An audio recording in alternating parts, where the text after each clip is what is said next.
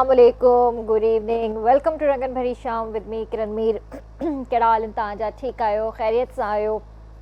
अॼुकल्ह माशाअल्लाह कराची जो मौसम ॾाढो ख़ूबसूरत लॻो पियो आहे ऐं सुबुह सुबुह जो घाटा घाटा बादल झुड़ ऐं माशाअल्लाह सां वरी उस निकिरी थी अचे, वरी शाम जो जेको आहे झुड़ थी थो वञे, वरी लेट आवर्स में राति जो फजर जे टाइम जेको आहे हल्की हल्की पार बि पवे थी, यानी बूंदाबांदी।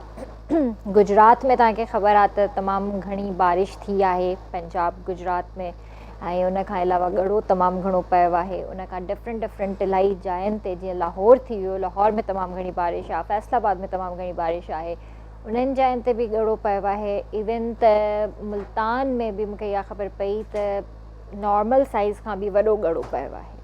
सो अल्लाह जी कुदरत आहे ऐं बसि दुआ इहा ई कजे त जिथे बि बारिश थिए ख़ैर ख़ैरियत जी बारिश थिए इंशाअल्लाह। ऐं व्यूअर्स, जीअं त तव्हांखे ख़बर आहे त मां तव्हांखे ऑलरेडी ॿुधाए चुकी आहियां त अक्टूबर जो जेको महीनो आहे इलाही हैपनिंग महीनो आहे, स्पेशली ब्रेस्ट कैंसर जे हवाले सां। त हीअ मंथ जेको आहे असां अवेयरनेस ॾींदा आहियूं ऐं हिन महीने में असां जेको आहे सेशन्स बि कंदा आहियूं, कॉन्फ्रेंसिस बि थींदियूं आहिनि ऐं इलाही डिबेट्स बि थींदियूं आहिनि ब्रेस्ट कैंसर जे हवाले सां। असां माण्हुनि खे स्पेशली फीमेल्स जेकी आहिनि असां उन्हनि खे इलाही अवेयरनेस ॾींदा आहियूं। फीमेल सां गॾु गॾु असां मेल्स खे बि अवेयरनेस ॾींदा आहियूं, छो त असांजे मुआशरे जे अंदरि हिकिड़ो त इहा अवेयरनेस कोन्हे त ख़ुदा न ख़्वास्ता जेकॾहिं कंहिंखे इहा तकलीफ़ आहे त औरत इहा ॻाल्हि कंहिंसां करे कोन थी सघे, हू इन ई मर्ज़ में मुब्तला रहे थी, न पंहिंजे हस्बैंड सां ॻाल्हि थी करे, न पंहिंजे कंहिं फैमिली मेम्बर सां ॻाल्हि थी करे, न पंहिंजी कंहिं दोस्त सां ॻाल्हि थी करे। ज़ाहिर आहे औरत आहे, हिकिड़ो शर्म ऐं हया जो हिकिड़ो लिबास आहे उन में, पर बीमारी जेका हूंदी आहे न उनखे लिकाइणु न खपे। ऐं ब्रेस्ट कैंसर चवां थी त साइलेंट किलर आहे, जेकॾहिं तव्हां उनजो बर वक़्तु इलाज न कयो त इहा जानलेवा भी थी सघे थी ऐं एतिरी ख़तरनाक बीमारी आहे जो ख़ुदा न ख़्वास्ता तव्हांजी जेकॾहिं उन में ज़िंदगी हली वई त पोइ पछताइण खां कुझु बि न आहे पोइ। ऐं इन ई करे असां जेको आहे अॼु हिते डॉक्टर साहिबा घुरायूं आहिनि, माशाअल्लाह सां सर्जन आहिनि, ऐं अॼु जेको आहे असां तव्हांखे ब्रेस्ट कैंसर जे हवाले सां अवेयरनेस ॾींदासीं। ऐं ख़ुदा न ख़्वास्ता तव्हांजे आसे पासे में या फैमिली में या फ्रेंड सर्कल में कोई बि अहिड़ो आहे जंहिंखे कोई सवाल करिणो आहे त तव्हां डॉक्टर साहिबा सां करे सघो था। असां सां गॾु मौजूदु आहिनि डॉक्टर निदा सईद, माशाअल्लाह सां सर्जन आहिनि कराची में ऐं तक़रीबन डाउ मेडिकल खां पंहिंजो MBBS कंप्लीट कयो अथनि 2009 में। उन खां अलावा FCPS 2017 में, MRCS 2020 में, ऐं 14 सालनि जो एक्सपीरियंस अथनि पंहिंजी फील्ड में। उन खां अलावा करंटली हाणे मुर्शिद हॉस्पिटल में कमु करे रहियूं आहिनि as a consultant general surgeon. पंहिंजी फील्ड में हिननि खे जेको इंट्रस्ट आहे उहो ब्रेस्ट कैंसर जे हवाले सां ऐं लेप्रोस्कोपिक सर्जरीज़ ते ई कमु करे रहियूं आहिनि। सो हिननि खे भलीकार कंदासीं ऐं अॼु हिननि सां इलाही सारी कचेरी कंदासीं। अस्सलाम वालेकुम, कैसी हैं आप? ठीक हैं जी, ठीक ठाक, अल्लाह का शुक्र।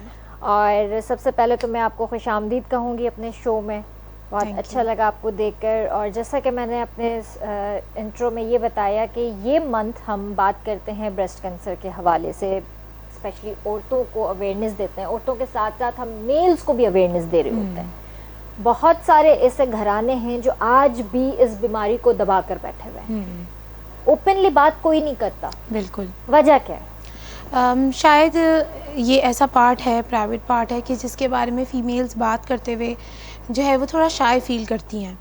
तो नो डाउट ये कि आप अपनी लिमिट्स में जो भी आप समझते हैं रह कर, लेकिन अपनी बीमारी को ट्रीट ज़रूर करें।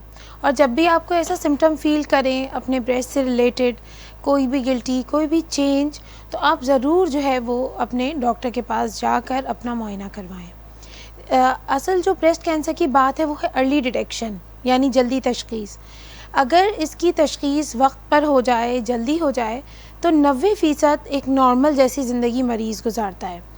तो इसके ब्रेस्ट कैंसर की सबसे इम्पॉर्टेंट पॉइंट है अर्ली डिटेक्शन, प्रॉम्प्ट ट्रीटमेंट। तो वो अगर उसके लिए ज़रूरी है कि इसकी अवेयरनेस दी जाए औरतों के अंदर, ताकि वो परेशान ना हों, हिचकिचाएं नहीं और अपनी फैमिली को इसके बारे में इन्फॉर्म करें और जाकर डॉक्टर को ज़रूर विज़िट करें। सिम्टम्स क्या होते हैं? अच्छा, सिम्टम्स जहाँ तक हैं तो हर जो भी आप पीरियड्स के बाद आप अपना ब्रेस्ट सेल्फ एग्जामिनेशन ज़रूर करें, और उसमें यही है कि while taking bath you can examine your breast. किसी भी किस्म की स्किन चेंजेस यानी जिल्द के अंदर तब्दीली, कोई भी गिल्टी जो कि छाती में भी हो सकती है, बगल में भी हो सकती है, अच्छा, किसी भी किस्म का discharge, bloody discharge, nipple discharge, जिल्द में स्किन चेंज जो कि सुर्खी की माइल की तरह भी हो सकता है और कीनू के छिलके जैसा भी हो सकता है, और उसके अलावा कोई भी चेंज इन साइज़ अगर फील करें तो ये सारी अलामात होती हैं जिस पर आपको अपने डॉक्टर को विज़िट करना चाहिए। अच्छा, जब तक पेन नहीं है तब तक विजिट ना करें या ज़रूरी है कि पेन हो तो विजिट करें? अच्छा, ब्रेस्ट कैंसर के बारे में कहते हैं साइलेंट किलर, मतलब पेनलेस लंप होता है मोस्टली, नॉट ऑलवेज, कभी कभार पेन के साथ भी प्रेजेंट करता है। अच्छा, लेकिन मोस्टली 70-80% केसेस में पेनलेस लंप होता है, इसीलिए ये आहिस्ता आहिस्ता ग्रो करता जाता है। फीमेल्स को नहीं पता चलता कि उनको इस तरह की कोई गिल्टी है, क्योंकि अगर किसी औरत को कोई फोड़े की टाइप, पस की कोई गिल्टी होती है तो फ़ौरन बुखार भी चढ़ जाता है और सुर्खी भी हो जाती है और वो दर्द से फ़ौरन डॉक्टर के पास पहुंच जाती है। इसका क्या होता है, क्योंकि ये आहिस्ता आहिस्ता ग्रो करता है, पेनलेस होता है, तो फीमेल्स इसको निगलेक्ट करती हैं, दम दुरूद कराती हैं, कोशिश करती हैं ख़ुद ही गायब हो जाए दम दुरूद कराने से। तो मैं हमेशा ये बोलती हूँ कि आप दम दुरूद ज़रूर कराएं, लेकिन साथ में अपना ट्रीटमेंट भी ज़रूर कराएं डॉक्टर के पास जाकर। सही, बिल्कुल। अच्छा, इसके साथ साथ जैसे आपने सिम्टम्स बताए, समटाइम्स अगर कुछ छोटी, क्या कहते हैं उसको, गुठलियाँ बनना स्टार्ट होती हैं। हाँ, गिल्टियाँ तो सबसे पहले ही इम्पॉर्टेंट सिम्टम होता है, लेकिन ब्रेस्ट कैंसर की सबसे इम्पॉर्टेंट बात ये होती है कि एक तो उसमें एज फैक्टर बड़ा इम्पॉर्टेंट है, फैमिली हिस्ट्री बड़ी इम्पॉर्टेंट है। तो यंग फीमेल्स में देखा गया है, होता है, ऐसा नहीं है कि नहीं होता, 20s में, टीन एज में होता है। वो डिफरेंट अच्छा। तरह के कैंसर्स होते हैं, एग्रेसिव भी होते हैं, लेकिन ज़्यादातर ये 30+, 35+ की औरतों में ज़्यादा कॉमन है। तो अगर कोई भी गिल्टी आप अपनी छाती में फील करें, भले आपका कोई भी एज ग्रुप हो, तो आप अपने डॉक्टर के पास ज़रूर जाएं। तो ये डॉक्टर डिसाइड करेगा कि वो गिल्टी बेज़रर है या ख़तरनाक है, ये आप डिसाइड नहीं कर सकते। मरीज़ का काम है सिर्फ अपनी मुआयना करना और उसको पिक करना, बाकी आप अपने डॉक्टर के पास आकर उसका एग्जामिनेशन ज़रूर कराएं। अच्छा, इसमें मुझे ये बताइए कि इसके स्टेजेस कितने होते हैं? अच्छा, इसके 4 स्टेजेस होते हैं। तो मरीज़ को स्टेजेस से बड़ी चीज़ें समझ आती हैं। आपने बड़ा अच्छा सवाल पूछा। तो उसमें कि स्टेज 1 में 90% नॉर्मल जैसी ज़िंदगी होती है मरीज़ की। वही बात जो बार बार कही जाती है, अर्ली डिटेक्शन। इतनी अवेयरनेस देने का मकसद भी यही है कि आजकल फ़ोन भी उठाते हैं तो यही रिंगटोन आ रही होती है, ताकि इसकी अर्ली डिटेक्शन हो। और 90 से प्लस, मतलब 90 to 95% आपकी ज़िंदगी एक नॉर्मल ज़िंदगी जैसी हो। ट्रीटमेंट स्टेज 1 का या बाकी स्टेजेस में आहिस्ता आहिस्ता बताऊंगी। तो ट्रीटमेंट थोड़ा लंबा है, तकरीबन 9 months to 1 year तकरीबन लगता है इसके ट्रीटमेंट में। सर्जरी, अगर मरीज़ को कीमोथेरेपी, रेडियोथेरेपी की नीड है तो ट्रीटमेंट थोड़ा लंबा है। ज़ाहिर है इन द एंड है तो कैंसर ही, तो ट्रीटमेंट लंबा है, लेकिन ट्रीटमेंट बहुत अच्छा है अगर बीमारी स्टेज 1 पे डिटेक्ट हो जाए। स्टेज 2 में तकरीबन 70% तक प्रोग्नोसिस होता है, 70 से 80% अच्छा प्रोग्नोसिस है। और उसके बाद हम आते हैं स्टेज 3 पर, उसमें भी ये कि 50-60% मरीज़ अपनी नॉर्मल ज़िंदगी आफ्टर ट्रीटमेंट अच्छी गुजार देता है। जो स्टेज 4 होता है उसमें ये होता है कि बीमारी जो है वो फैल चुकी होती है, यानी कि जो ब्रेस्ट कैंसर होता है वो लंग, लिवर, बोन, इन जगहों पे जाता है तो मोस्ट कॉमनली। तो अगर यहाँ तक पहुँच जाए तो फिर हम उसे स्टेज 4 कहते हैं। अच्छा। तो अगर स्टेज 4 पर तशख़ीस होती है तो फिर ये होता है कि तब भी है कि 5-6 साल अगर ट्रीटमेंट लें और उसको कंट्रोल करें तो गुजार सकता है मरीज़, लेकिन फिर वो बहुत सारी चीज़ों पे डिपेंड करता है कि कितना फैल गया है, कहाँ कहाँ फैल गया है, इसके ऊपर। तो उसका फाइनल स्टेप क्या होता है कि फिर क्या हमें रिमूव करना पड़ता है सर्जरी करके, या फिर उसी को ही मेंटेन करना पड़ता है? अच्छा, उसमें बहुत सारी चीज़ें हैं। स्टेज 4 में ज़्यादातर ट्यूमर जब आता है तो वो बहुत ज़्यादा, मतलब ग्रो कर चुका होता है। तो उसमें हम यूजुअली जो है वो सर्जरी तो नहीं करते हैं, फिर हम कीमोथेरेपी और रेडियोथेरेपी से इलाज करते हैं। अगर बहुत ही ज़्यादा अच्छा रिस्पॉन्ड करे पेशेंट ट्रीटमेंट को और मेटास्टैटिक लीजन से जो फैला हुआ है, अगर फ़र्ज़ करें सिर्फ एक जगह जिगर में है या एक ही जगह पर है, तो फिर सर्जरी मुमकिन होती है छाती की भी after chemotherapy and radiotherapy. Otherwise अगर कैंसर बहुत ज़्यादा फैला होता है तो फिर सर्जरी तो बिल्कुल भी नहीं करते हैं। अच्छा, सही। तो एक्सपेंसिव कितना है? अच्छा, एक बात जो मैं बताना चाहूँगी सारी ख़वातीन इस वक्त जो इस शो को देख रही हैं कि हमारे पास जो है ना वो बहुत अच्छा ट्रीटमेंट है बहुत सारी जगहों पे और वो बिल्कुल मुफ्त है। एक तो मैं होती हूँ मुर्शिद हॉस्पिटल में, वहाँ पे भी हमारे पास पुअर पेशेंट के लिए फ़ंड्स मौजूद हैं जो कि free of cost treatment, surgery, biopsy, investigations जो भी इसकी होती हैं वो सारी हम फ्री ऑफ कॉस्ट वहाँ पे करते हैं। सर्जिकल ट्रीटमेंट तक हम फ्री ऑफ कॉस्ट वहाँ पर कर देते हैं। बाकी भी हमारे पास ऐसे रेफरेंसेस हैं, कॉन्टैक्ट्स हैं जिससे बाकी chemotherapy, radiotherapy free of cost हो जाती है। उसके अलावा पाकिस्तान में से बहुत सारे इदारे काम कर रहे हैं जो कि ब्रेस्ट कैंसर का फ्री ऑफ कॉस्ट ट्रीटमेंट कर रहे हैं। अच्छा, अब बात करते हैं जिन्ना अस्पताल की, सिविल अस्पताल की, तो वहाँ पे भी मरीज़ों का मुफ्त इलाज होता है। बल्कि हमारे पास अगर कोई पेशेंट ब्रेस्ट कैंसर का आए तो वो हमारी फ़र्स्ट प्रायोरिटी लिस्ट पर होता है कि हमारी ये कोशिश होती है कि इसको और मरीज़ों से ज़्यादा जल्दी ऑपरेट करा जा सके और उसी फर्स्ट गो में ही अगर हमारे लिए उसी दिन पॉसिबल होता है तो अल्ट्रासाउंड बायोप्सी का तो ये हम कर ही लेते हैं। तो बहुत अंडर एस्टिमेट किया जाता है सिविल जिना को भी, और ये कहा जाता है कि बड़ी लंबी तारीखें मिलती हैं, बड़ा इंतज़ार होता है। आप बड़े से बड़े हॉस्पिटल्स में जाएँ, बाहर के अस्पतालों की बात करें तो वहाँ पे इतनी लंबी लंबी वेटिंग होती है, कई कई महीनों बाद की तारीखें और ओपीडी का फॉलोअप मिलता है।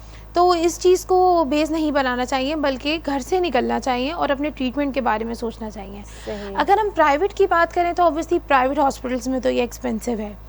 तकरीबन मैं समझती हूँ कि 25 से 30 लाख का इसका अगर प्रॉपर किसी अच्छे बड़े प्राइवेट हॉस्पिटल में जाएँ तो पूरा कॉस्ट होगा, starting from investigations and biopsy, then surgery, chemotherapy, radiotherapy, तो है तो एक्सपेंसिव। सही। हमारे मुल्क के अंदर ज़्यादातर मैंने जो देखा है, अगर किसी जानने वाले को या आस पड़ोस में या फ्रेंड सर्कल में खुदा न ख्वास्ता किसी को ये तकलीफ़ हुई भी है तो उनको मैंने अब्रॉड जाते ज़्यादा देखा है बजाय कि पाकिस्तान में ट्रीटमेंट वो लें। मेरा सबसे पहले सवाल ही ये होता है कि जब पाकिस्तान में इलाज आ चुका है तो आप यहाँ से ट्रीटमेंट क्यों नहीं लेते हैं?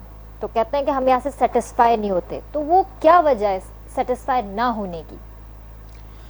अच्छा, यहाँ पे best treatment, best consultants, even foreign qualified consultants यहाँ पर मौजूद हैं और मैं तो ये समझती हूँ कि यहाँ पे हर तरीके का बहुत अच्छा इलाज मौजूद है और यहाँ पे इंटरनेशनल लेवल के हॉस्पिटल्स हैं जो कि ट्रीटमेंट प्रोवाइड करते हैं।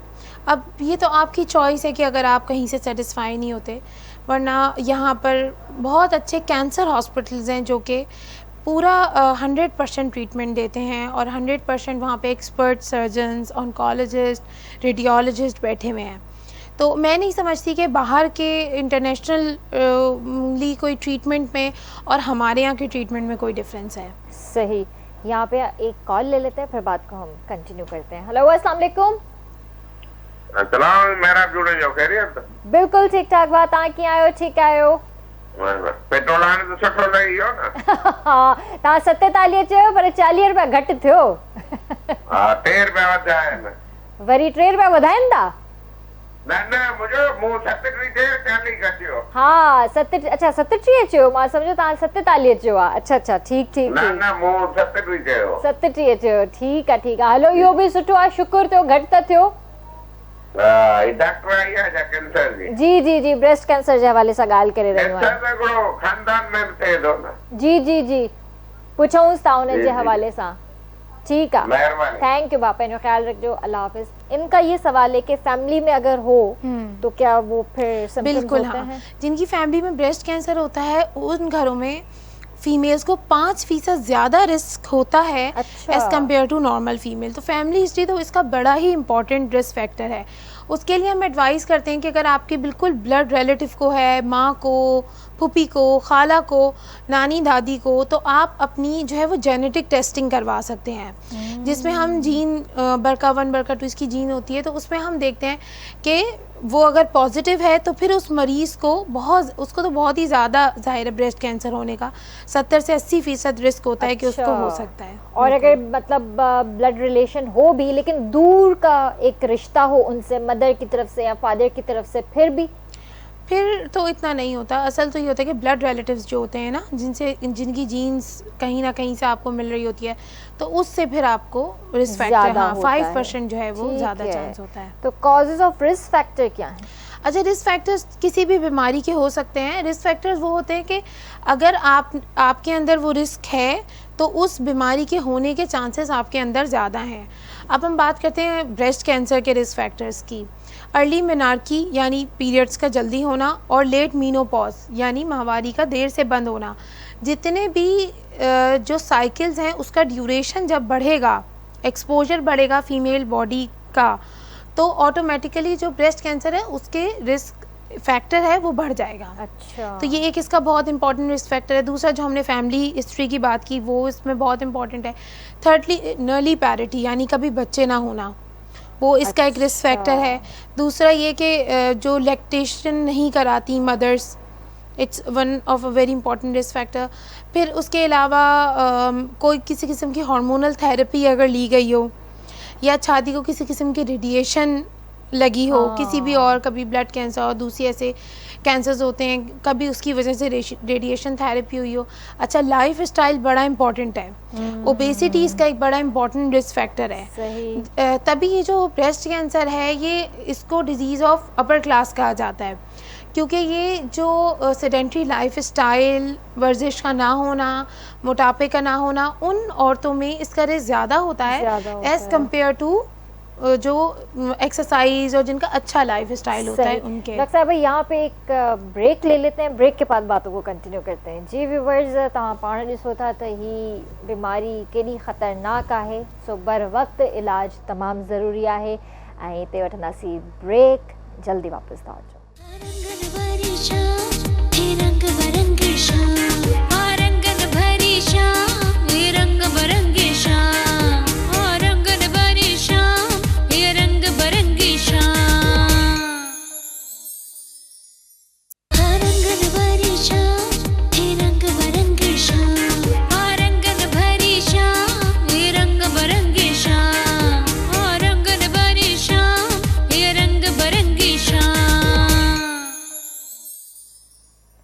वेलकम बैक व्यूअर्स, ॿीहर तव्हांखे भलीकार कंदासीं रंगनि भरी शाम में। जीअं त मां तव्हांखे पहिरियां बि ॿुधायो आहे त ही मंथ ब्रेस्ट कैंसर जे हवाले सां जेको आहे ॼाण जे हवाले सां असां मल्हाईंदा आहियूं, अवेयरनेस ॾींदा आहियूं त ख़ुदा न ख़्वास्ता अगरि कंहिंखे इहो प्रॉब्लम आहे त वञी चेकअप लाज़मी कराइनि, डॉक्टर ॾे वञनि, पंहिंजो ट्रीटमेंट स्टार्ट कराइनि। ही ख़तरनाक बीमारी आहे। बर वक्त जेकॾहिं तव्हां इन जो चेकअप न करायो, ट्रीटमेंट न वरितो, त ही जानलेवा भी थी सघे थी, तव्हांजी जान भी वठी सघे थी। त डॉक्टर साहिबा असां सां गॾु मौजूदु आहिनि, निदा सईद हिते। जेकॾहिं तव्हां भी डॉक्टर साहिबा सां कोई सवाल करणु चाहियो था त बिल्कुलु असांजे प्रोग्राम में शामिल थी कॉल करे सघो था। अच्छा डॉक्टर साहिबा, ये बताइए मिथ्स ऑफ ब्रेस्ट कैंसर। अच्छा, मिथ्स ये हैं कि बहुत सारी चीज़ों को ये समझा जाता है कि ये ब्रेस्ट कैंसर का रिस्क फैक्टर है, जबकि वो दरअसल नहीं होती। अच्छा, इसमें बहुत सारी चीज़ें हैं कि एक तो इन्वेस्टिगेशन से रिलेटेड लोग ये समझते हैं कि अगर बायोप्सी कराई गई या उसको छेड़ा गया तो वो गिल्टी फैल जाएगी। अगर इन्वेस्टिगेट किया गया, बायोप्सी कराई गई तो वो फैल जाएगी। हालांकि ऐसा नहीं है। इसका एक पूरा इन्वेस्टिगेशन का प्रोटोकॉल होता है जिसको फॉलो करना बहुत ज़रूरी होता है, और बायोप्सी करने से हरगिज़ भी ट्रीटमेंट करने के पहले बहुत ज़रूरी है, और उससे बिल्कुल भी कैंसर नहीं फैलता। तो एक ये बहुत बड़ा मिसकॉन्सेप्शन है। दूसरा ये है कि एंटी प्रेस्पिरेंट्स जो यूज़ किए जाते हैं, तो कुछ लोग ये समझते हैं कि वो लगाने से कैंसर फैलता है, तो होता है या फैलता है, तो ऐसा भी बिल्कुल नहीं है। एंटी प्रेस्पिरेंट्स का भी कोई रोल नहीं है। अच्छा, उसके अलावा एक ये भी मिथ है कि जितनी भी जो ये कैंसर की गिल्टियाँ होती हैं, तो इनमें पेन जो है वो बड़ा मिसकॉन्सेप्ट किया जाता है कि कुछ लोग समझते हैं कि वो पेन करेगी ही तो हमें जाना है डॉक्टर के पास। हालांकि बड़ी इंपॉर्टेंट चीज़ है कि वो पेनलेस होती हैं और आहिस्ता आहिस्ता ग्रो कर रही होती हैं। 100% केसेस में ऐसा भी नहीं होता। जिनको दर्द होने लगता है वे समझते हैं कि चलो अब दर्द हो गया तो इसका मतलब तो इसमें तो मासूम है, इसमें तो कुछ भी नहीं हो सकता। जब तक आपका नॉलेज आपको नहीं बताए कि ये बेज़रर है या ख़तरनाक है तो उस वक्त तक आप उसको नहीं लेबल कर सकते। आपका काम है उसको डायग्नोस करना, अपने आप को ये चेंज फ़ील करना। आपका जो ब्रेस्ट सेल्फ एग्ज़ामिनेशन है जिसको मैं आगे चलकर बताऊंगी, वो पार्ट ऑफ इन्वेस्टिगेशन में आता है, तो वो बड़ा इम्पॉर्टेंट है।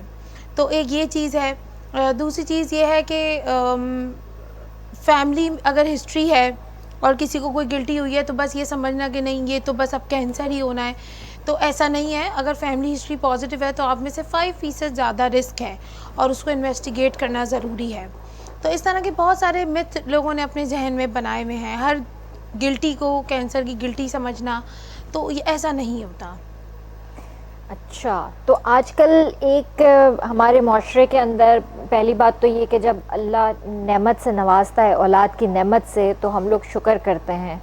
और बहुत सारी फ़ीमेल्स को मैंने ये भी देखा है कि वो कहती हैं कि जी हमने फ़ीड नहीं कराना, ठीक है, दूध नहीं आता या XYZ, बहुत सारी बकवासें चल रही होती हैं। मतलब बच्चे को अपने हक से महरूम रखना हमारे माशरे में ये चीज़ बहुत ज़्यादा हो गई है।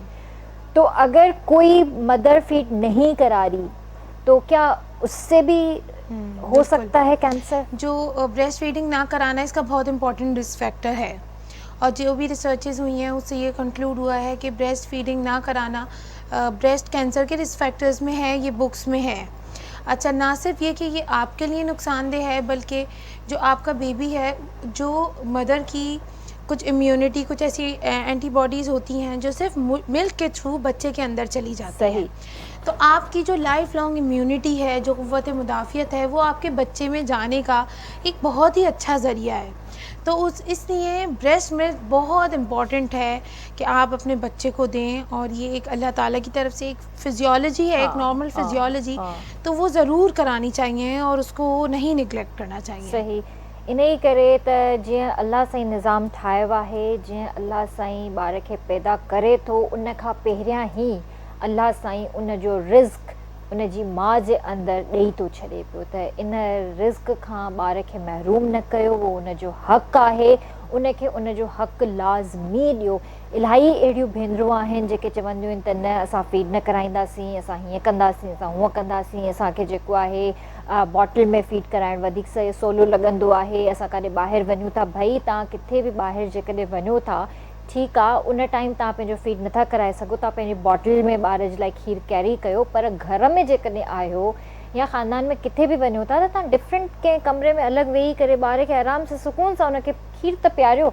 पर अॼुकल्ह जे मुआशरे में अॼुकल्ह जी जेका औरत आहे माशाल्लाह ॾाढी टैलेंटेड भी आहे, इंडिपेंडेंट भी आहे, पर जॾहिं उहा इन तरह जी हरकत कंदी आहे न, ॾाढो अफ़सोस थींदो आहे। सो बराए महिरबानी पंहिंजो रूटीन सुठो रखो, सुठी ॻाल्हि आहे, सेल्फ मेड थियो, पर पंहिंजे ॿार खे भी उन जो हक़ लाज़मी ॾियो। अच्छा, ये बताइए कि इन्वेस्टिगेशंस क्या हैं? अच्छा, सबसे इम्पॉर्टेंट तो ये है कि हर औरत पीरियड्स के बाद जब नहाए तो वो ब्रेस्ट सेल्फ एग्ज़ामिनेशन करे, यानी अपनी छाती का मुआयना करे। तो ड्यूरिंग शावर बात आप अपना एग्ज़ामिनेशन कर सकती हैं।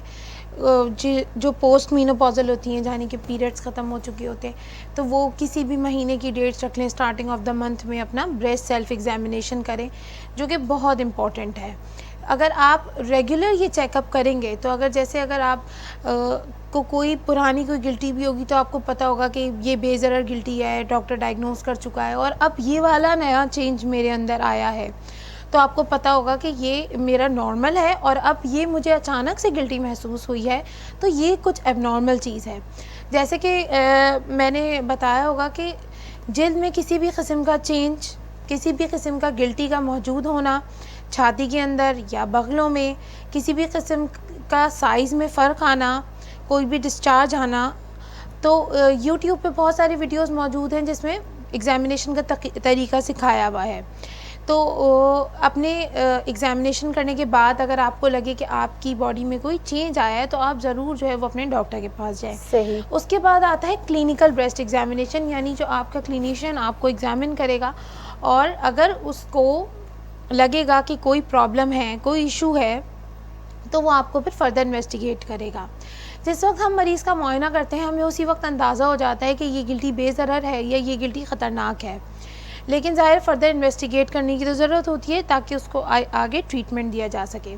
एक चीज़ होती है स्क्रीनिंग मैमोग्राम। स्क्रीनिंग मैमोग्राम जो होता है वो 50 साल, बुक्स में लिखा है 50 साल यूजली, लेकिन क्योंकि हमारे पाकिस्तान में ब्रेस्ट कैंसर जो है वो 40 साल 35 साल की उम्र से ही ज़्यादा देखा जाता है, तो इसलिए हम 40 के बाद जो है वो रिकमेंड करते हैं कि कम से कम साल में नहीं तो 2 साल में एक दफ़ा जाकर अपना स्क्रीनिंग मैमोग्राम कराया जाए। स्क्रीनिंग मैमोग्राम छाती की एक बड़ी एक्सरे फिल्म होती है जिसमें कोई भी लीजन 2 साल पहले डिटेक्ट कर लिया जाता है जबकि वो आप खुद महसूस करें। अच्छा। तो जैसे कि मैंने बार बार जिक्र किया कि अर्ली डिटेक्शन प्रॉम्प्ट ट्रीटमेंट का, तो अगर आप अपना स्क्रीनिंग मैमोग्राम करा रहे हैं तो आपकी बीमारी बहुत जल्दी पकड़ी जा सकती है। उस हिसाब से फिर आपकी छाती बचाना भी बहुत आसान होती है, सही। आपकी ज़िंदगी का भी नॉर्मल जैसा वो होता है एक नॉर्मल इंसान की तरह। उसके बाद आता है अल्ट्रासाउंड या मैमोग्राम, वो डिपेंड करता है कि एज क्या है, उसके हिसाब से हम कुछ छाती की बीमारियां अल्ट्रासाउंड पे अच्छी नज़र आती हैं, कुछ मैमोग्राम पे नज़र आती हैं, तो वो डिपेंड करता है, वो कंसल्टेंट डिसाइड करता है कि फिर उस मरीज़ की फ़र्दर क्या करानी है। और उसके बाद स्टेज होता है बायोप्सी का। अगर डॉक्टर को लगता है कि इस गिल्टी में बायोप्सी की ज़रूरत है तो फिर उसकी बायोप्सी की जाती है। सही। अच्छा, जैसे आप बता रही हैं कि सेल्फ एग्जामिनेशन करना बहुत ज़रूरी है। लेट्स सपोज़ कि कोई अगर सेल्फ एग्जामिन कर भी रहा है, उससे कोई ऐसी गुठली फील नहीं हो रही, कोई डिस्चार्ज फील नहीं हो रहा, समटाइम्स कभी कभी पेन फील होता है, जैसे वो एक ट्रिगर होता है एग्जैक्टली और होकर ख़त्म हो गया कुछ दिनों के लिए या कंटिन्यू हो रहा है, तो उस वक्त भी हम यही समझें? डेफिनेटली आप ज़रूर अपने क्लिनिशियन के पास जाएं, क्योंकि मैंने अपने एक्सपीरियंस में ये देखा है कि एक पेशेंट मेरे पास आई जिसका लम्ब 2 सेंटीमीटर से भी छोटा था, यानी इससे भी छोटा था, और उसको सिर्फ एक प्रिकिंग सी फील हो रही थी ब्रेस्ट के अंदर। She is a friend of mine. तो उसने बोला कि मुझे इस तरह फ़ील हो रहा है। She was more than 35 years of age. तो मैंने उसको फिर फर्दर अल्ट्रासाउंड मैमोग्राम एडवाइस किया और उसको ब्रेस्ट कैंसर आया, और वो इतना छोटा था कि उसको अल्ट्रासाउंड के ज़रिए उसकी बायोप्सी लेनी पड़ी। तो मैं जैसे कि मैंने आपको बताया कि कोई भी चीज़ 100% नहीं है। कोई गिल्टी दर्द वाली भी कैंसर हो सकती है, कोई बग़ैर दर्द वाली भी कैंसर हो सकती है। तो एज भी कोई वो नहीं है।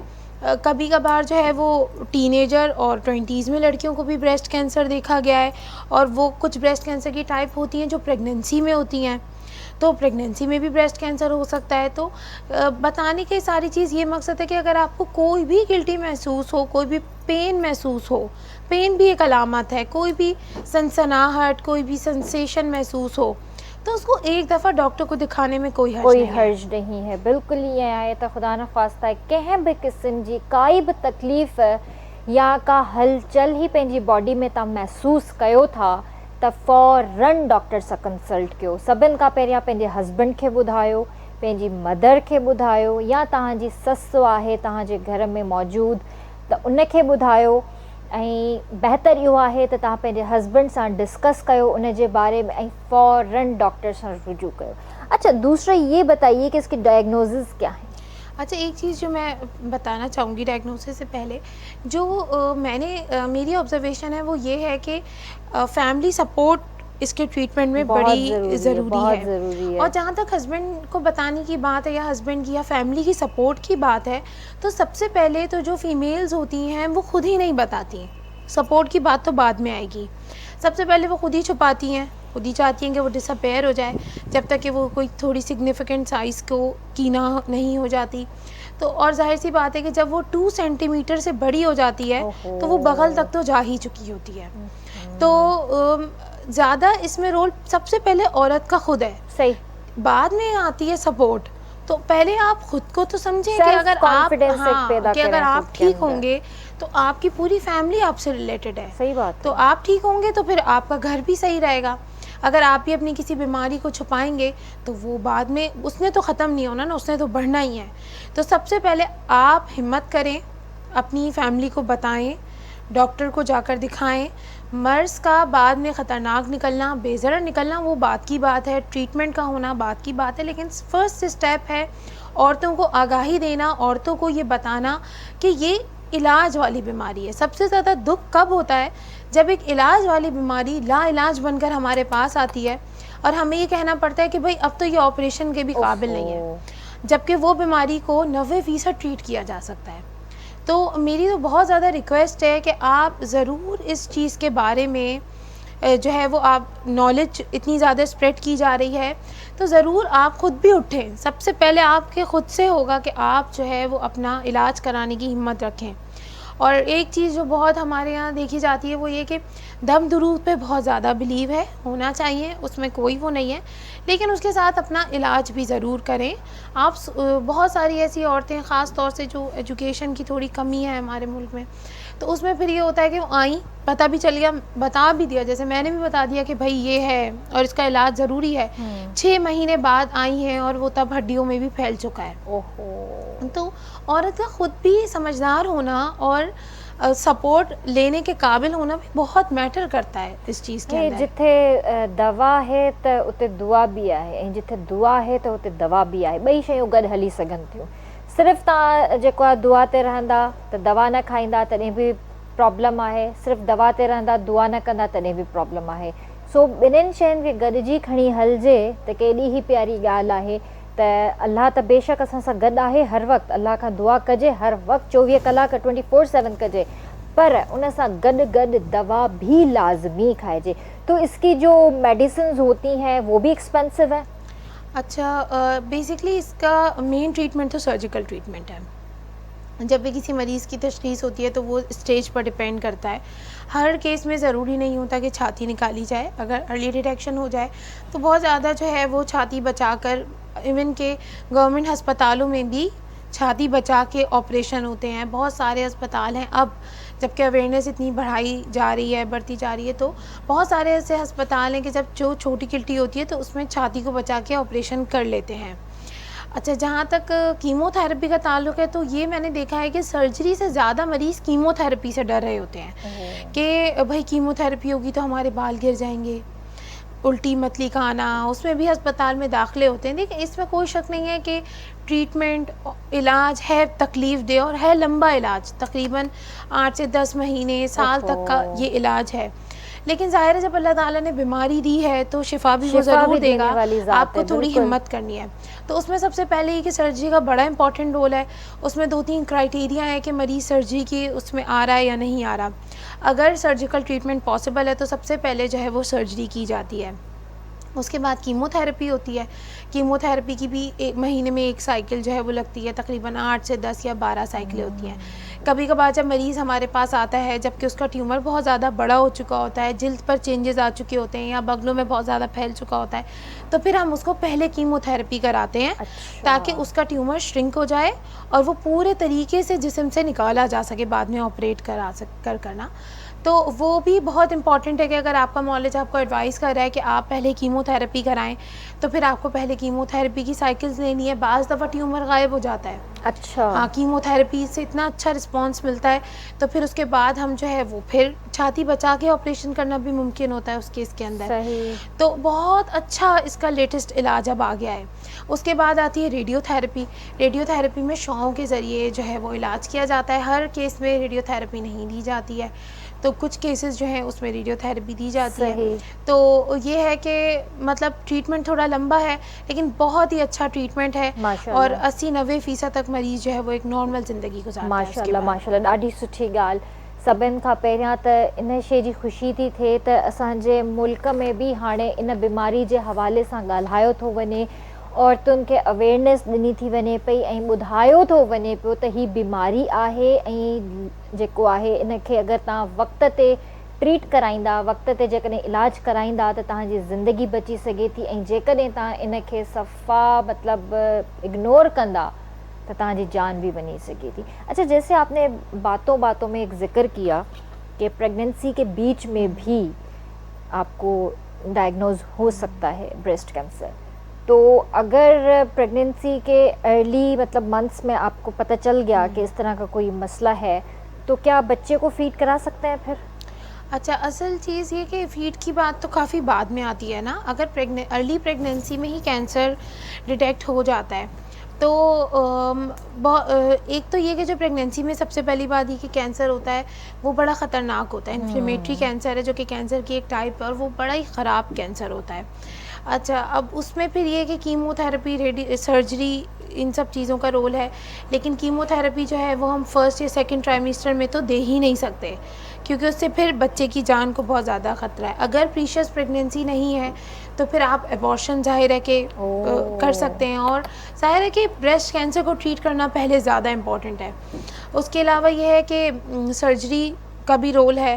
तो ज़ाहिर है जब सर्जरी की जाती है तो मरीज़ को पूरा बेहोश किया जाता है, और बेहोशी के दौरान जो दवाइयाँ दी जाती हैं उन दवाइयों से न सिर्फ बच्चे की जान को भी डर होता है, और बच्चे में किसी किस्म की माजूरी का पैदा होने का भी डर होता है। हाँ। तो असल इम्पॉर्टेंट चीज़ ये है कि जैसे कि मैंने बताया कि ब्रेस्ट कैंसर की जो टाइप प्रेगनेंसी में होती है वो काफ़ी ख़तरनाक होती है, जिससे माँ की जान को बहुत ज़्यादा डर होता है। तो हमारी सबसे पहली प्रायोरिटी होती है कि हम कैंसर को ट्रीट करें, माँ को सेव करें।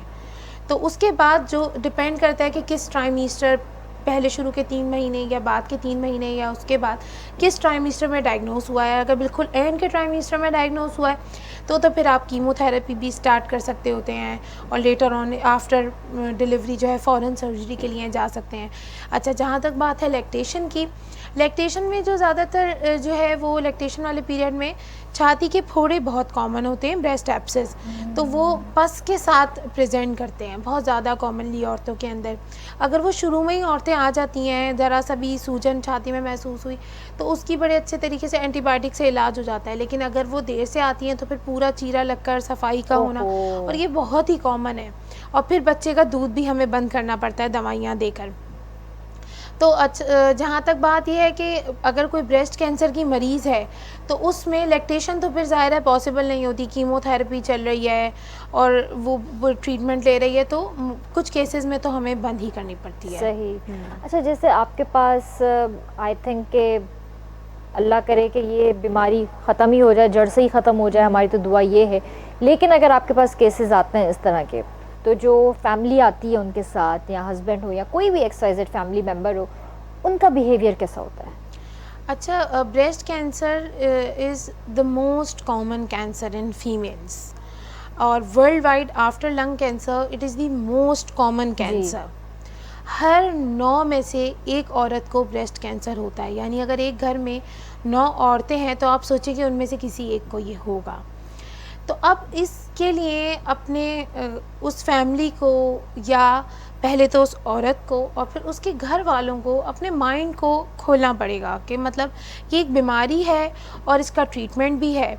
अच्छा, जहाँ तक बात है पेशेंट रिस्पॉन्स की, तो उसमें यह है कि पेशेंट्स का सबसे पहले जो वो खौफ वाला जो पीरियड होता है ना, वो पहला जैसे कि आज ही मेरी एक बात हो रही थी एक ब्रेस्ट कैंसर सर्वाइवल से, तो उन्होंने मुझे ये बताया कि मेरा खौफ तब तक था जब तक उसकी तशख़ीस हो रही थी, और जब मुझे पता चला कि मुझे ब्रेस्ट कैंसर है और अर्ली स्टेजेस हैं तो आई वॉज़ हैप्पी। उसके बाद मैंने मेरी जो फर्दर इन्वेस्टिगेशंस हुई ये देखने के लिए कि वो फैला है या नहीं फैला, तो जब मुझे पता चला कि वो नहीं फैला तो मैंने फ़ोन करके सबको बताया कि मुबारक हो भाई, गुड न्यूज़ है, मेरा कैंसर फैला हुआ नहीं है। तो आप मरीज़, अब ये हर एक पे डिपेंड करते हैं कि वो चीज़ को कितना पॉजिटिव लेता है।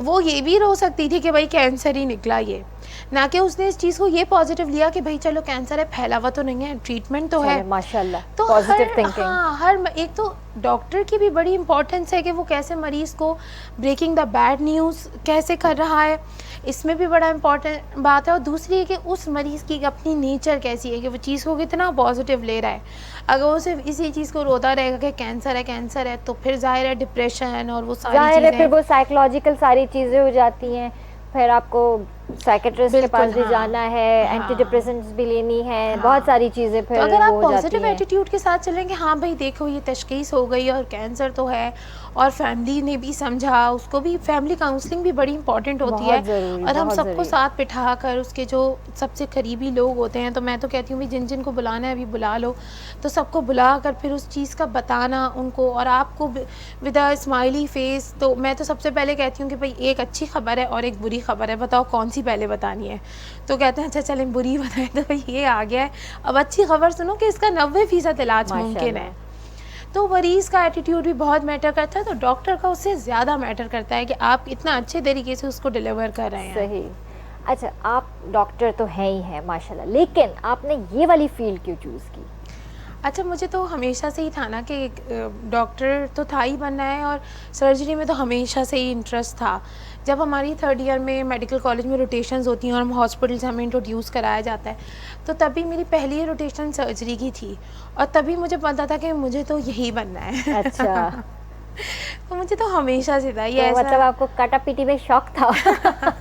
अब या तो आप इसको इस तरह कह लें, या फिर ये कह लें कि मुझे लाइफ तो सर्जन की होती है ना, जी। फिजिशियन की क्या लाइफ के वो 6-8 महीने तक दवाइयाँ चल रही हैं, हमारी तो प्रॉम्प्ट डायग्नोसिस, सही प्रॉम्प्ट बात है, ट्रीटमेंट नहीं होती नहीं है। सही बात है, और टफ जॉब है ये। हाँ मतलब आप 100% रिस्क पे काम कर रहे होते हैं। हाँ बिल्कुल। आपको इतना यकीन होता है कि शिफा देने वाली अल्लाह की ज़ात है, मैंने इसमें हाथ तो डाल दिया है, अब शिफा मेरा अल्लाह देगा इसमें। बिल्कुल।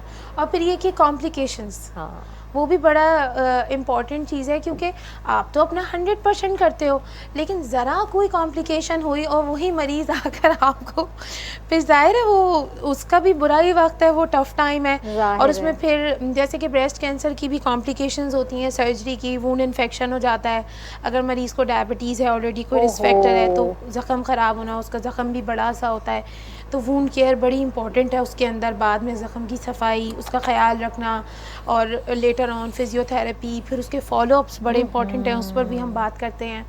तो ये चीज़ बड़ी इंपॉर्टेंट है।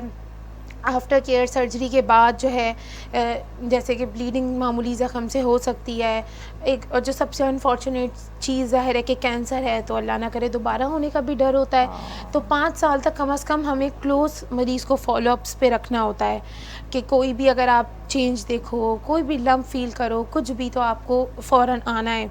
और हम जो है वो अल्ट्रासाउंड रिपीटेड या मेमोग्राम भी कराते रहते हैं मरीज़ का। तो वो चीज़ें भी बड़ी इंपॉर्टेंट होती हैं कि मरीज़ बाद में भी कंप्लायंट रहे, आपके पास आता रहे।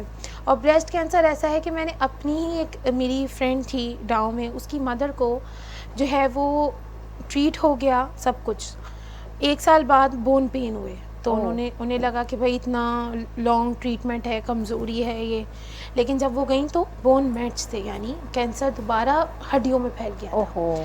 तो इन द एंड मैं ये बोलूँगी कि कैंसर तो कैंसर है ना, मतलब आप उसको लाइट नहीं ले सकते, भले 90% प्रोग्नोसिस है, 90% ट्रीटमेंट है, लेकिन फिर भी लेना उसको सीरियस ही है आपने, और फॉलोअप जो है ना वो आपने उसके बाद अपना रखना है। और दूसरी बड़ी चीज़ जो मरीज़ आके हमसे पूछता है कि भाई कितनी ज़िंदगी है, वो आप नहीं बता सकते, हर का अपना मरीज़ का वो होता है।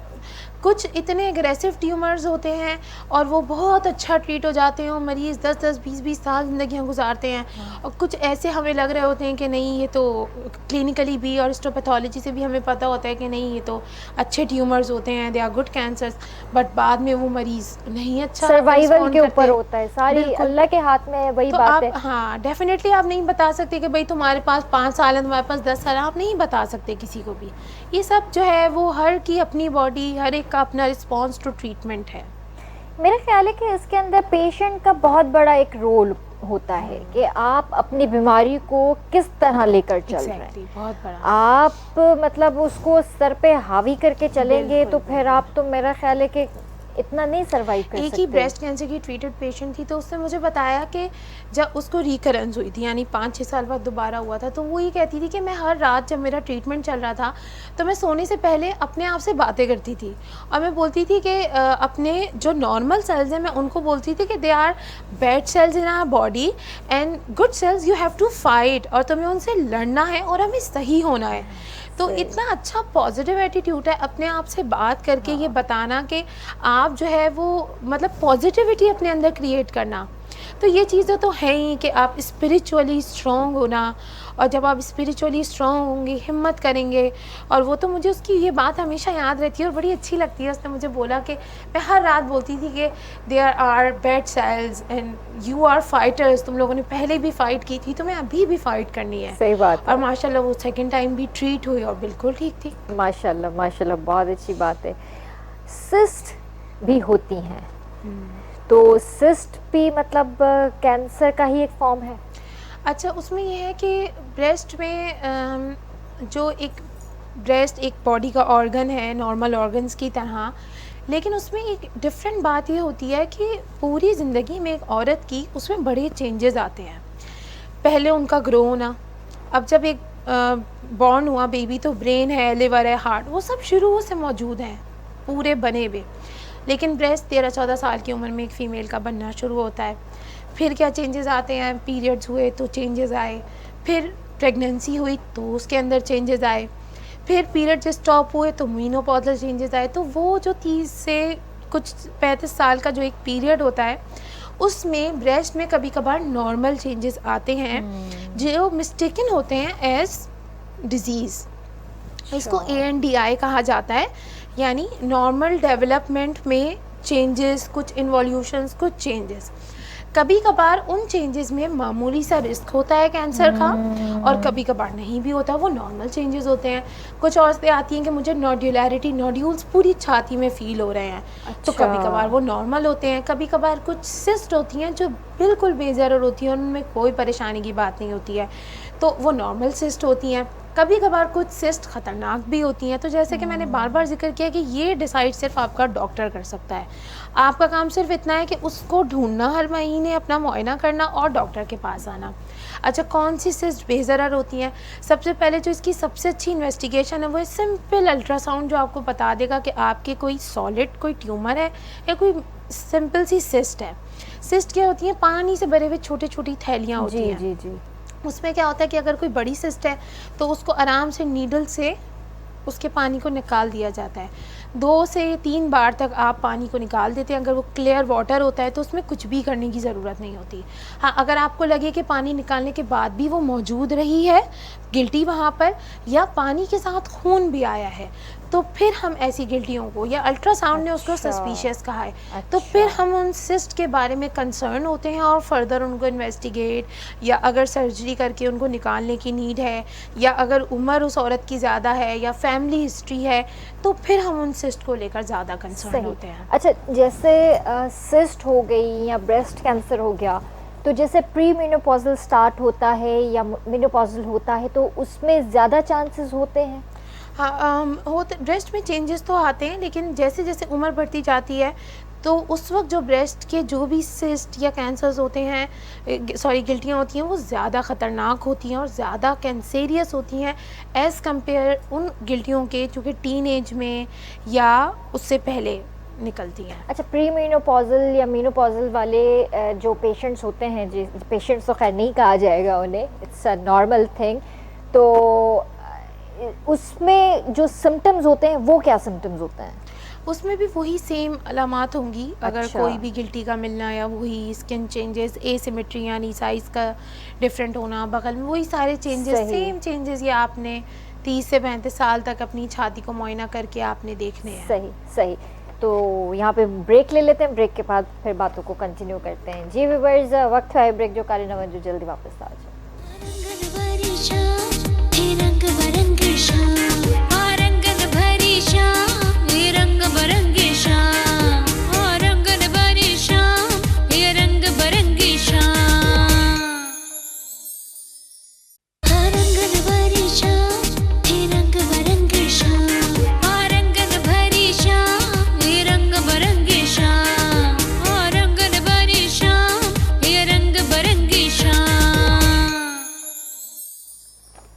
वेलकम बैक व्यूवर्स, वीर तव्हांखे भली कारकंदासी रंगन भरी शाम में निदा सईद डॉक्टर साहिबा सां गॾु हिते मौजूदु आहिनि ऐं ब्रेस्ट कैंसर जे हवाले सां असां अवेयरनेस प्रोग्राम रखियो आहे, जेको ही सॼो महीनो ई अवेयरनेस जो आहे ऐं तव्हां इन में का बि मतलब हिकिड़ो शर्म महसूस न कयो, ख़ुदा न ख़्वास्ता का बि तकलीफ़ आहे, कंहिं बि क़िस्म जो कोई बि प्रॉब्लम तव्हां पंहिंजे जिस्म में फील कयो था त तव्हां बर वक़्तु डॉक्टर खे जेको आहे वञो ऐं पंहिंजो इलाजु करायो, मुआइनो स्टार्ट करायो ऐं तव्हांखे डॉक्टर बहितर ॿुधाए सघे थी त छा अॻिते करणु घुरिजे।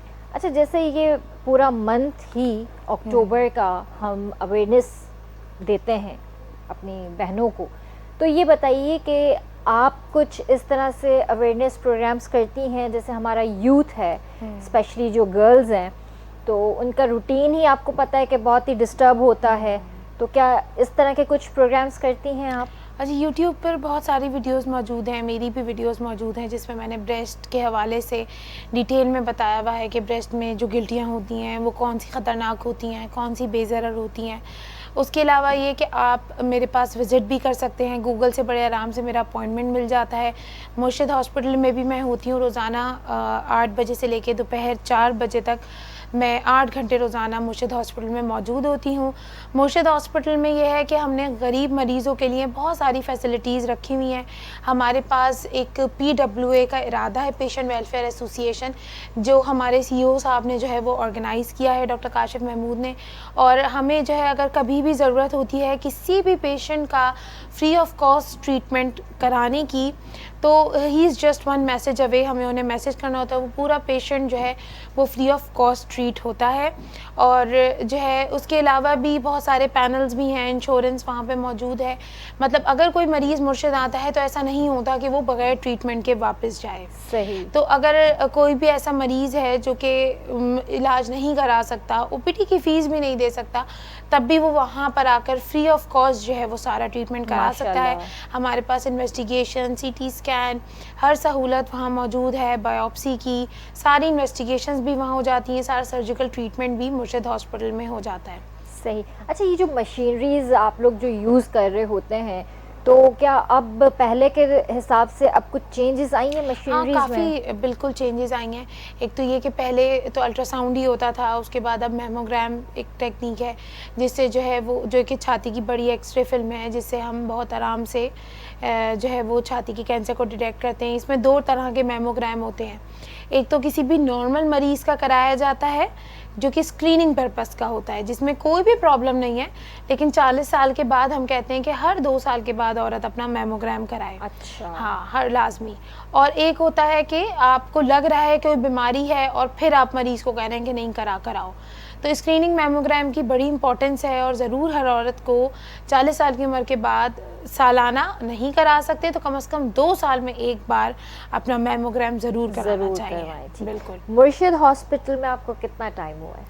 मुर्शिद हॉस्पिटल में मुझे 1 साल से ज़्यादा हो गया। 1 साल से ज़्यादा। कैसा एक्सपीरियंस रहा? बहुत अच्छा एक्सपीरियंस है। पूरा स्टाफ, थिएटर, स्टरलाइजेशन बहुत अच्छी है हमारे पास जो है वो सारी लेटेस्ट टेक्निक्स अवेलेबल हैं। हमारे पास OPD, OT staff, nursing care, हर चीज़ बहुत अच्छी है। क्वालिटी कंट्रोल, हर चीज़ बहुत परफेक्ट है। इमरजेंसी डिपार्टमेंट हमारा बहुत अच्छा है और सर्जिकल डिपार्टमेंट तो है ही अच्छा, ज़ाहिर है। और जो है वो हमारे CEO साहब बहुत कोऑपरेटिव हैं, बहुत अच्छे हैं।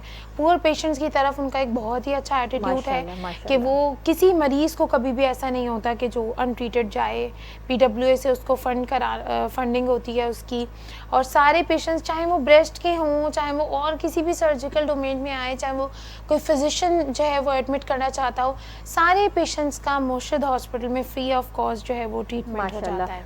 हॉस्पिटल नो डाउट मुर्शिद बहुत अच्छा, लेकिन दूर बहुत हाँ, लेकिन इतना भी दूर नहीं है। बात ये कि उधर ट्रैफिक नहीं होता ना उस रूट पर, तो अगर आप अगर आप यहाँ से सोचे मैं डिफेंस में हूँ, यहाँ से मेरे लिए बहुत दूर है वहाँ आना। हाँ, वो तो है, लेकिन आपको ना उस रूट पे ट्रैफिक नहीं मिलेगा। हाँ। और लियारी एक्सप्रेसवे भी मौजूद है। हाँ। तो मेरे ख्याल में जितना हमें सदर या उस तरफ की जगहों पे जाने में जितना ट्रैफिक फेस करना पड़ता है, तो जितना टाइम उन जगहों पे जाने में लगता है, तो मुझे तो अब डिस्टेंस बिल्कुल भी मैटर नहीं करता। आपकी तो अल्लाह ने रोजी रोटी लगा दी ना एक जगह, तो आपको तो आना जाना ही है, तो आपके लिए वो फर्क आपको फील नहीं होता होगा। Everything under one roof. जी। तो अगर कोई मरीज़ आता भी है तो सारे इन्वेस्टिगेशन भी वहीं हो जाती हैं, कंसल्टेशन भी हो जाएगी, सर्जिकल ट्रीटमेंट भी हो जाएगा। ऐसा नहीं है कि आपको फिर अल्ट्रासाउंड कराने कहीं और जाना है, सही बात है। ब्लड लैब्स के लिए कहीं और जाना है, सब कुछ वहीं हाँ, पर सब मौजूद कुछ है। वहाँ पर अच्छा, मौजूद है। इसमें कोई कॉम्प्लिकेशन ऐसी हो सकती है कि खुदा ना ख्वास्ता कोई इमरजेंसी हो जाए,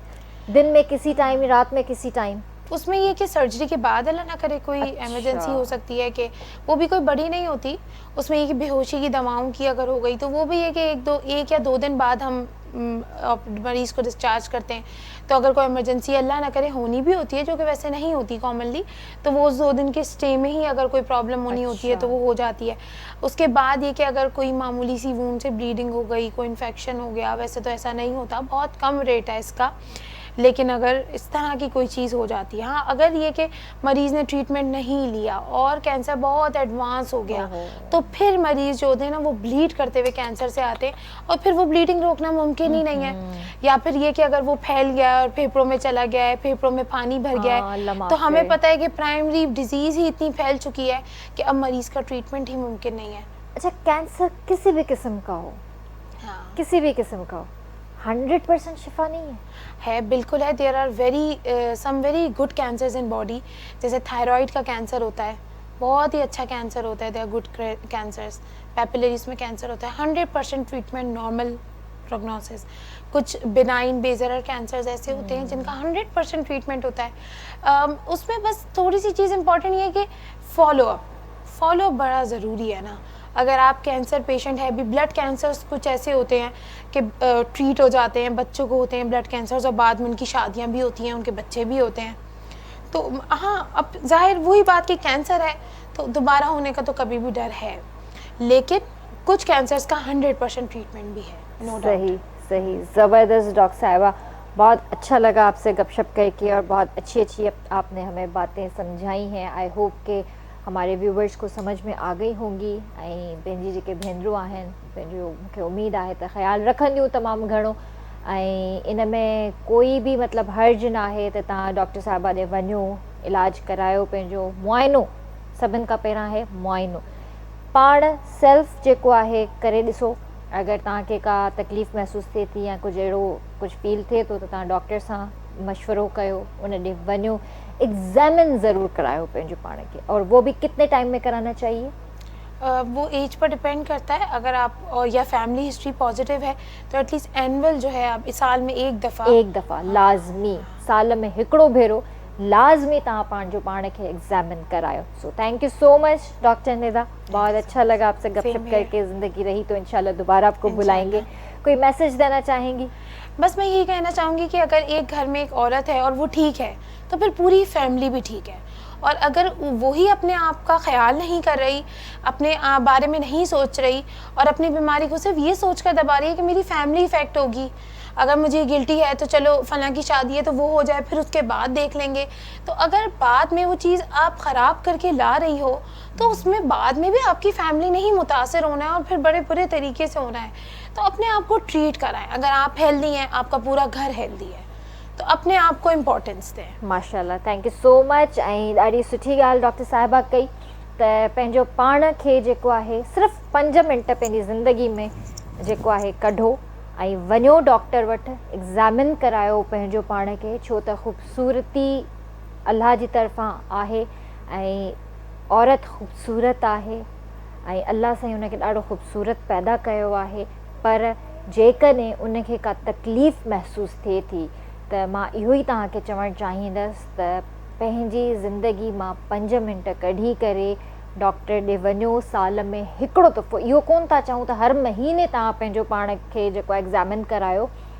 फर्स्ट एग्ज़ामिन योर सेल्फ, ऐं अगरि उन में बि तव्हांखे सम्झ में नथो अचे, कंहिं बि क़िस्म जो डाउट आहे त डॉक्टर ॾे वञो ऐं उन्हनि खां वठो मशवरो त छा करणु घुरिजे ऐं पंहिंजो ख़्यालु रखो तमामु घणो। इंशाअल्लाह ज़िंदगी रही त तव्हां सां सुभाणे मुलाक़ात कंदासीं। तेसीं ताईं पंहिंजे प्यारनि जो तमामु घणो ख़्यालु रखिजो। मूंखे ऐं RBS जी पूरी टीम खे ॾींदा इजाज़त। अल्लाह हाफ़िज़।